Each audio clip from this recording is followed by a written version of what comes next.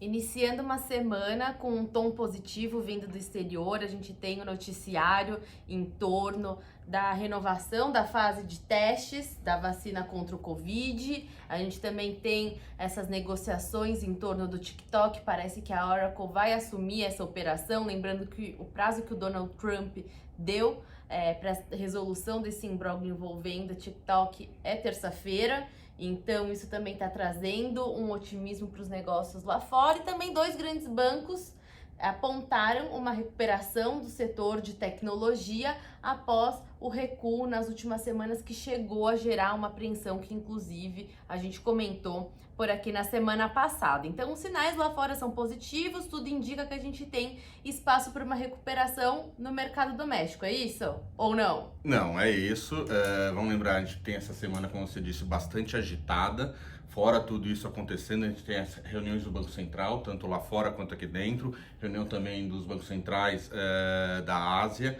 Então, vai ser uma semana bastante agitada. A questão da retomada aí dos testes da vacina, isso deve favorecer, isso já está favorecendo principalmente os mercados na Europa, um pouco os mercados na Ásia.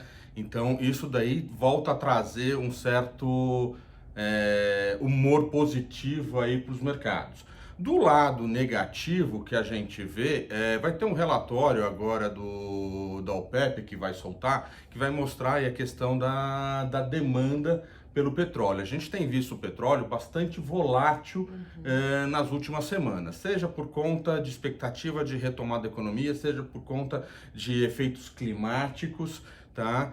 E dentro desses relatórios, o Commerzbank soltou uma nota que a própria Arábia Saudita, né, que vinha respeitando muito aí aquele acordo do petróleo na questão de corte de produção, poderia estar também flexibilizando os seus cortes. Então isso volta a trazer de novo volatilidade. Por outro lado, a gente tem a chegada da tempestade Sally no Golfo do México de novo. E ela saiu da característica de furacão, virou tempestade, mas ainda assim algumas plataformas de petróleo, de produção de petróleo lá foram suspensas, o que seria positivo para subir o preço do petróleo. Então a gente tem aí o cenário do petróleo ainda bastante volátil e isso com certeza refletirá na nossa bolsa, dado que a gente tem a Petrobras, que tem um peso bastante expressivo e é bem sensível nesse sentido, né? Exatamente. Em relação a essas decisões de política monetária, a parte do Federal Reserve não tem uma expectativa de alteração nos instrumentos monetários. A sinalização que o Banco Central dos Estados Unidos deu já foi há 2 semanas atrás em relação a abrir mão um pouco dessa meta de inflação em prol de um crescimento robusto nos Estados Unidos, ou seja, que a economia realmente ganhe tração, o mercado de trabalho gere empregos e para isso, eles estão aí abertos a aceitar um pouquinho mais de inflação por um período, e isso deve ser sinalizado no documento, no comunicado dessa decisão na quarta-feira. Lembrando que tem a divulgação das projeções trimestrais. Então, eu acredito que o que pode trazer alguma oscilação é mais essa questão das projeções para os principais indicadores nos Estados Unidos. No Brasil, a gente tem a decisão do Copom, também na quarta-feira. A curva de juros por aqui está precificando majoritariamente a manutenção da Selic em 2%. A gente fica atento ao comunicado para ver aí quais que vão ser as sinalizações. Lembrando que a gente tem aí há um pouco mais de 7 dias uma apreensão com o preço do arroz, com essa pressão dos preços nos supermercados, com os preços de alimentação, e aí uma expectativa se isso vai ter alguma influência ou não na política monetária. Então a gente aproveita essa oportunidade aqui para trazer um esclarecimento. A gente tem a projeção de inflação pelo Focus, teve uma correção altista nessa semana por parte do Focus, talvez de 1,7 para 1,9, mas a meta de inflação para 2020 ela é 4%, então... Ainda bem abaixo da meta, né? Exatamente, é que a população ela é mais sensível aos preços no supermercado, né? O que faz parte do nosso dia a dia, mas a alimentação é cerca de entre 20 e 25% do IPCA. Então, enquanto a gente tem o item alimentação sendo pressionado por alguns itens, como é o caso do arroz, Por outro lado, a gente tem os preços do serviço, essa retomada da atividade econômica que não deve ser tão forte, preços que também têm um peso expressivo dentro do IPCA que estão mostrando retração. Então, a gente não vai ter uma alteração na política, na condução da política monetária por conta da pressão exclusiva do grupo alimentação, que tende a ser talvez pontual. Então, assim, a gente tem questões dentro do grupo alimentação que vão além de uma questão de demanda. Tem uma questão de oferta também, questão de sazonalidade, e isso acaba pressionando esses preços. Mas se a gente olhar para a economia num todo, a gente está numa situação onde a taxa de desemprego deve mostrar ainda uma piora na passagem do terceiro para o quarto trimestre. A gente tem a renda das famílias comprometidas, a gente ainda está numa situação muito complicada, e é o que o Banco Central gosta de falar, que é aquele ato do produto, com a abertura do ato do produto, que a gente está crescendo muito abaixo aí do nosso potencial. Então a gente não tem uma pressão de demanda. Exato. Então não deve ter uma alteração na condução da política monetária por conta disso. E quando a gente olha para os IGPs, que há 2 meses já vem aí mostrando uma aceleração, lembrando que a gente estava projetando IGP ao redor de 4%, 5%, agora a gente está projetando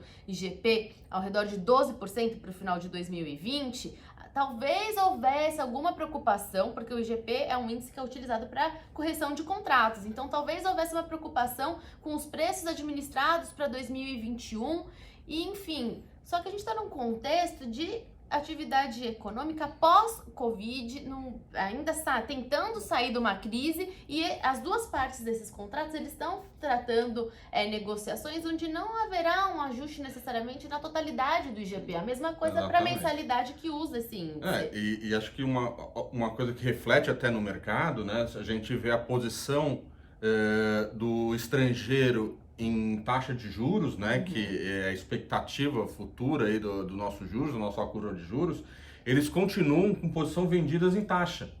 Então, eles continuam, apesar desse, vamos chamar assim, pico, dessa pressão que é pontual, na visão conjuntural, o estrangeiro continua vendido em taxa de juros. Ou seja, ele não tem essa expectativa. Ele não tem essa expectativa de explodir, de sair de controle, porque se houvesse essa expectativa, ele teria invertido a mão e teria passado para comprado em taxa de juros. E ele permanece vendido em taxa de juros. Ainda que no final da semana passada, a gente tenha havido um acréscimo aí nas taxas de juros futuras. Mas eles permanecem com a posição vendida. Essa pressão que dá na curva de juros por aqui é por conta justamente do fiscal. Quando a gente vê o cenário político um pouco mais arredio, tem esse movimento de aversão ao risco, mas a gente tem no início dessa semana, inclusive, o Rodrigo Maia, que escreveu uma matéria para um grande jornal aqui no Brasil, apontando a importância da não flexibilização do teto dos gastos e como que isso poderia ser solucionado através de uma agenda de reformas estruturais. A gente tem o Renda Brasil, o presidente Jair Bolsonaro, ele tem aí esse anseio para que esse programa entre para 2021. No orçamento para o próximo ano, eles não conseguiram encaixar esse programa porque o governo ainda está buscando uma solução, e as reformas talvez sejam a melhor solução, porque a gente não vai ter uma fonte de receita mágica para isso, e também a gente não tem uma solução assim de bate-pronto em relação aos gastos, mas essas reformas que não são tão populares, não estão tão assim na boca do povo, no noticiário, mas elas precisam ser na força implementada. Exatamente. Então a gente tem o Pacto Federativo, a gente tem aquela PEC do DDD que desobriga, vai desindexar. Desindexar. Então, não aumento de repasse de aumento no salário mínimo. Exatamente, junto com a reforma na aposentadoria. Junto com a reforma administrativa, que também não é tão representativa assim no sentido de que não vai mexer talvez no estoque, mas a reforma administrativa traz uma questão do congelamento do salário do servidor público durante 2 anos. Traz uma visão para frente, né? Traz talvez uma segurança para frente. Isso.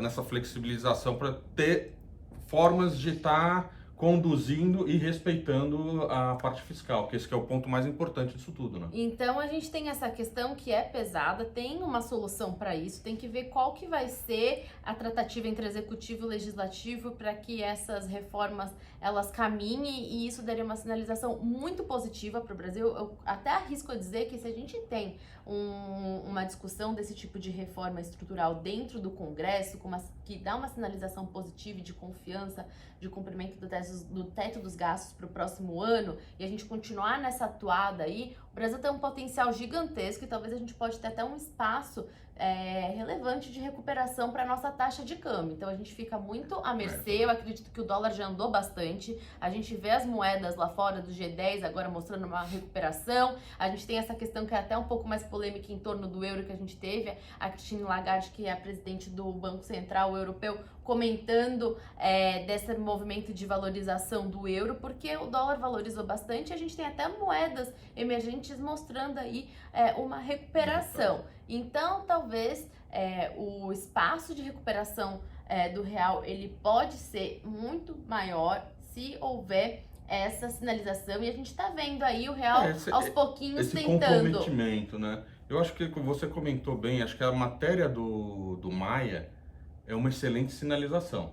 Acho que se o mercado pode comprar realmente, se o mercado comprar essa matéria dele, o posicionamento que ele colocou na matéria é o que, vamos chamar assim, o mercado gostaria que acontecesse. Exato, mas Então, a gente sabe que a gente depende, sabe que tá no em colo política também. a gente sabe que não é nem tudo que se Do escreve executivo. se faz, mas é uma excelente sinalização para a gente começar, de repente, a talvez destravar nosso nó. E realmente tocar uma agenda, né? Porque o Brasil, a gente tem aí reformas que são importantes e que trariam alguma solução, só que a gente fica travado por conta desses interesses políticos. Então, apesar dessa sinalização por parte do Rodrigo Maia, a gente sabe que tem um jogo de interesse, tem as eleições para a presidência da Câmara e do Senado em fevereiro de 2021, então tem toda uma polêmica. E esse cenário político pro mercado interno acaba atrasando um pouco o nosso processo e às vezes acaba atrapalhando, porque a gente tem sim um espaço para uma recuperação dos ativos domésticos, mas o que acaba nos limitando mais do que o externo, infelizmente, é essa tratativa que a gente não tem muita previsibilidade de como isso vai caminhar, porque depende do ser humano. A gente consegue fazer previsão de variáveis quando a gente coloca num modelo econométrico, mas a gente não consegue prever o comportamento do ser humano. Então a gente fica, por isso que a gente comenta que a bolsa deve ficar aí patinando um pouquinho de lado, porque enquanto a gente não tiver uma sinalização concreta, algum resultado, a gente é difícil a gente ver aí uma tendência de alta com substância, assim, né? Então, eu acho que é esse o ponto. A gente precisa não só de sinalizações, mas a gente precisa de algum resultado para a bolsa e para os ativos domésticos em geral, seja a taxa de câmbio se recuperar e ganhar aí uma tração nesse movimento de recuperação. Se não for isso, a gente continua aí patinando. A gente vai ficar nessa lateral aí, entre 100 mil, 105 mil pontos, vai, volta, vai, volta. Exatamente. Uma semana notícia boa, vamos para 105 mil pontos. Outra semana notícia não tão boa, a gente vem para 100 mil pontos. E assim a gente vai ficando. E a gente tem visto que as empresas, elas fizeram a lição de casa, no sentido de estar reestruturando suas dívidas, diminuir.